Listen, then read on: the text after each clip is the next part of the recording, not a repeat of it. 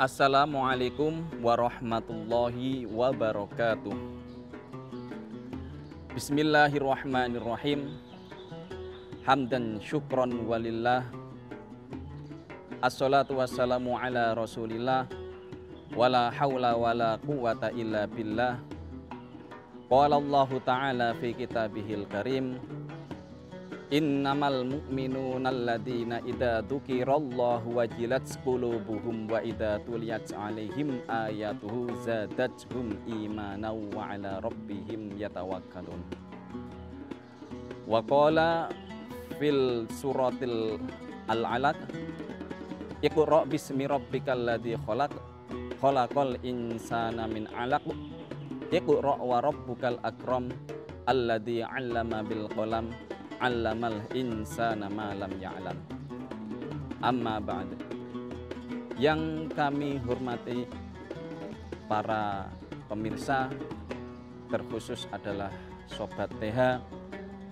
Marilah kita senantiasa memuja dan memuji syukur kehadirat Allah Subhanahu wa Ta'ala dengan mengucapkan alhamdulillah, yang mana pada kesempatan pagi hari ini kita masih diberikan lindungan oleh Allah Subhanahu wa Ta'ala, diberikan kenikmatan iman, Islam, ihsan, sehingga kita juga mampu melaksanakan kewajiban-kewajiban kita.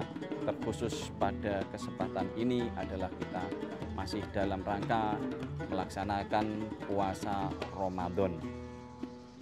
Sholawat dan salam tak hentinya kita lantunkan kehadiran keharibaan Nabi Agung Nabi Muhammad Sallallahu Alaihi Wasallam biqaulina Allahumma sholli ala sayyidina Muhammad wa ala ali sayyidina Muhammad.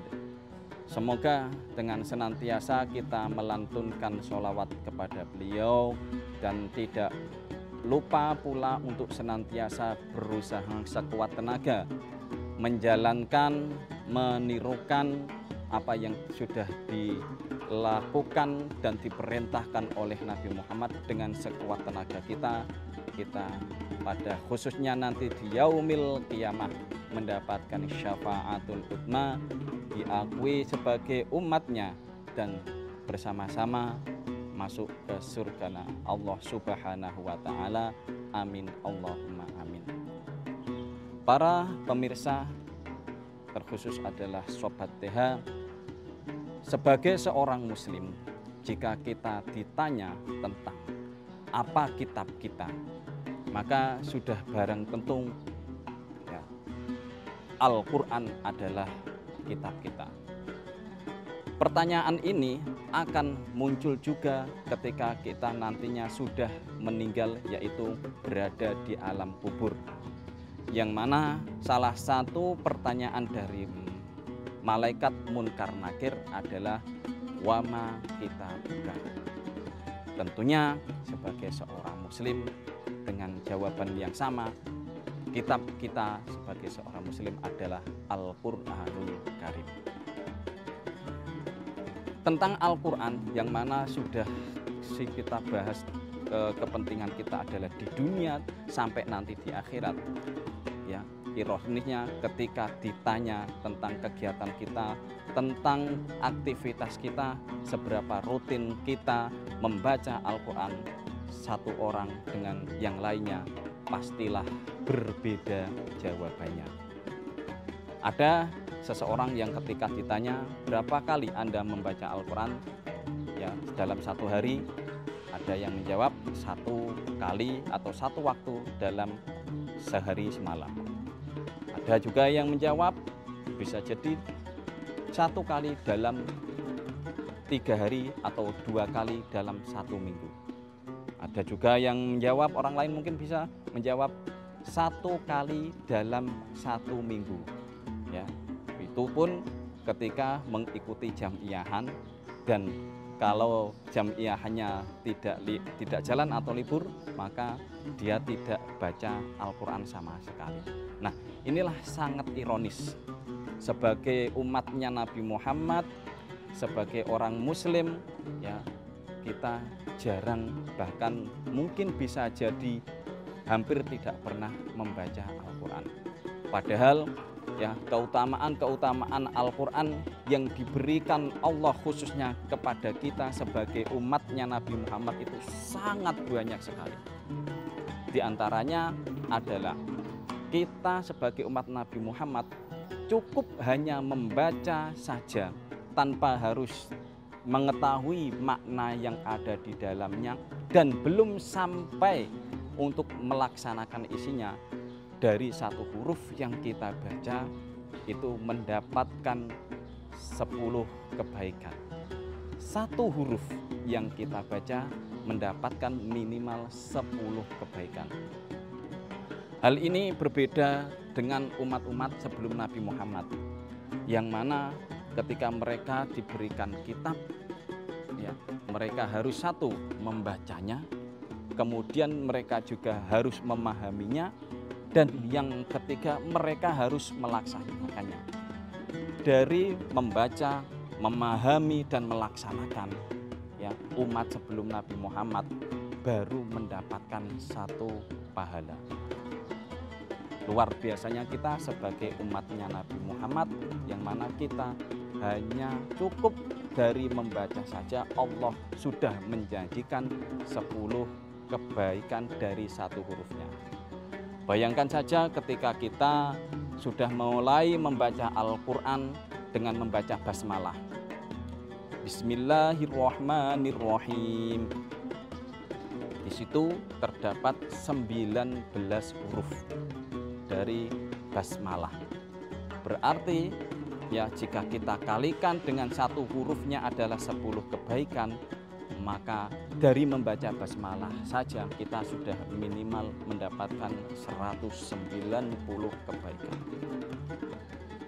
Apalagi kalau kita lanjutkan dengan membaca lanjutan dari suratul Fatihah, Al-Ikhlas, Al-Falaq, An-Nas, dan surat-surat lain yang ada di dalam Al-Quran. Sungguh luar biasa, Allah menjanjikan pahala untuk kita, terkhusus kita sebagai umatnya Nabi Muhammad. Dalam hadis Rasulullah menyebutkan bahwasanya khairukum man ta'allamal Qur'an wa 'allamahu. Sebaik-baik kalian adalah orang yang mempelajari Al-Quran dan mengajarkannya.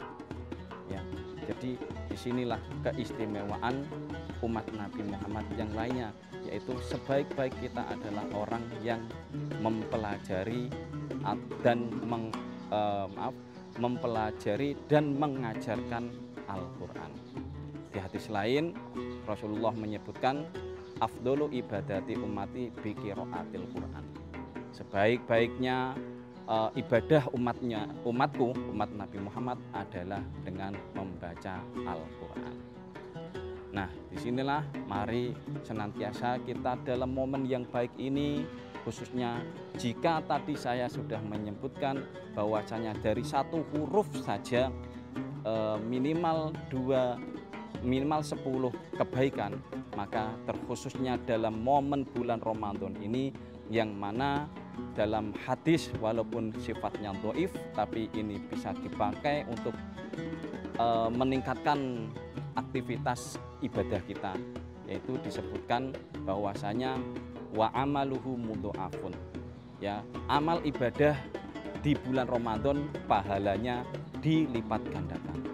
Maka sungguh luar biasa ketika satu hurufnya saja kita sudah mendapatkan 10 kebaikan, dan di hadis lain di bulan Ramadan dari satu kebaikan ini dilipat gandakan, maka insya Allah dengan kita senantiasa istiqomah, kita adalah salah satu jalan untuk kita menuju ridho dan pada akhirnya masuk ke surganya Allah Subhanahu wa Ta'ala. Nah, lantas bagaimana ketika kita sebagai orang yang mungkin di masa lalu kurang begitu bisa membaca Al-Quran? Maka tadi di awal, di pertengahan sudah saya sampaikan bahwasanya bisa saja kita belajar kembali untuk membaca Al-Quran. Namun demikian terkadang kita malu untuk belajar kembali karena mungkin situasi dan kondisi, maka bisalah kita dengan cara mendengarkan orang yang membaca Al-Quran. Di hadis lain Rasulullah menyebutkan kun aliman au muta'aliman au muhibban. Jadilah kamu orang yang ahli atau orang yang berilmu. Yang kedua, jadilah kamu orang yang mencari. Dan ketika tidak bisa, maka jadilah orang yang mencintai. Ya, maka ini adalah termasuk salah satu cara untuk bagi kita yang ingin mendapatkan pahala walaupun belum bisa membaca Al-Quran. Bahkan guru saya dulu pernah berkata, jika kamu tidak sempat atau belum bisa membaca Al-Quran, setidak-tidaknya ambillah Al-Quran, ya, pandangi dia, ya, walaupun kamu belum bisa membaca. Dengan memandangi Al-Quran, dengan mengagumi Al-Quran dengan penuh rasa cinta, insya Allah dan yakin itu akan menjadi pahala tersendiri bagi kita yang mau melaksanakan. Demikian apa yang bisa saya sampaikan.